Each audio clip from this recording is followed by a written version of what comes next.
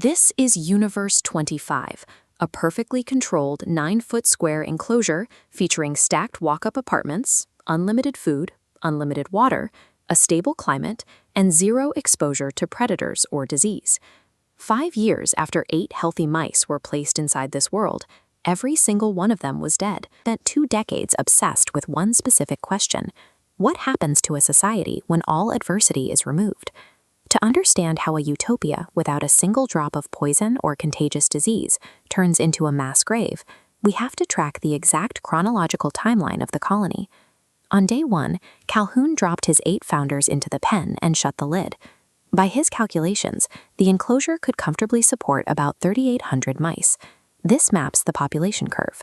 After the first litters, the mice doubled every 55 days. At day 315, crossing 600, the density shifted. The vector data shows mice physically piling over each other, jostling for nesting space at the very top. Hitting this specific threshold triggered a structural crisis.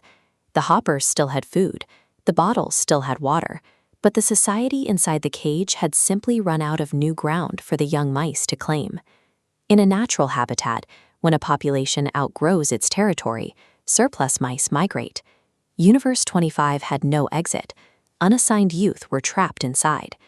The first breakdowns occurred among these wandering males. Lacking a territory or a role to fill, they drifted into the center of the room and formed listless pools of bodies. If another mouse attacked them, they absorbed the bites without fighting back. While one group went dormant, a hyper-aggressive faction emerged. These males abandoned typical courtship rituals, moving rapidly and violently, forcing their way into occupied nests. The confined space distorted their basic feeding instincts. Calhoun documented a behavioral sink, where mice became so neurotically dependent that they would crowd around one specific feeder, ignoring identical, full hoppers right next to it. Without males patrolling the territory, the maternal structure collapsed. Mothers had to defend the nests themselves while nursing. The stress pushed them to turn on their own offspring, attacking them or abandoning them in scattered places around the room. The physical bodies inside the enclosure were still breathing, but the structure holding them together as a species had effectively died.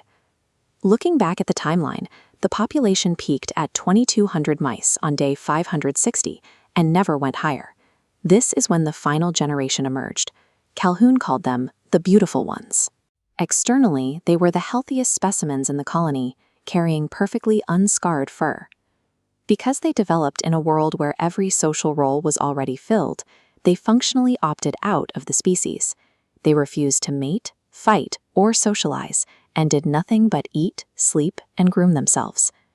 The last successful birth happened on day 920.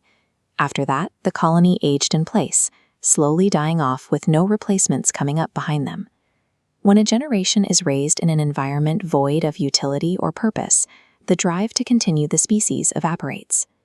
When Calhoun published his findings, politicians and urbanists in the 1970s viewed the mice as a direct metaphor for modern city life. The common interpretation was that abundance itself is lethal, that a life without violent physical struggle destroys itself. Calhoun's actual research paper identifies a different culprit. He wrote that a similar collapse is logical for any species when the number of individuals capable of filling meaningful roles exceeds the number of roles available. The extinction was caused by the disappearance of purpose. The mice were physically satiated, but the structure that gave each individual a reason to participate in the species had vanished. Calhoun spent the rest of his career trying to prevent the collapse he had documented, searching for the variable that could make a utopia survive. He proposed a concept called ideational generativity. He believed that as physical space contracts, the only way forward for a complex species is to extend into conceptual space. This differentiates human society from the 9-foot enclosure of Universe 25. Humans have the capacity to build new networks, ideas, and roles that did not previously exist. The mice were bound to the physical limits of their cage. For us, Calhoun argued, the way out of the trap is to continue making new reasons to be